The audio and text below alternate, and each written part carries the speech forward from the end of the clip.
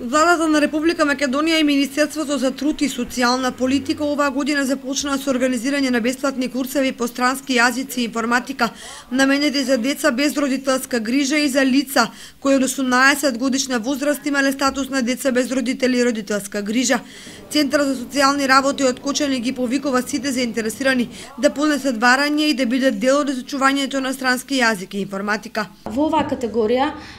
спаѓаат сите заинтересирани згрижувачи и старатели на дечиња без родители и родителска грижа, деца кои што се сместени во установи за социјална заштита, мал групен дом,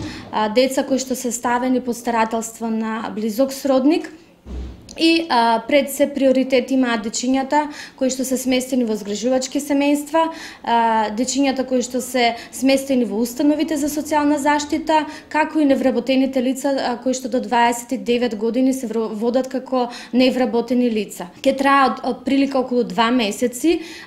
со вкупен фонд на часови 32 часа и 45 минути и ке се обавуваат часовите 2 пати неделно, при што по завршувањето на курсот, тие се добиваат со сертификат за завршено ниво, односно завршено англиски јазик и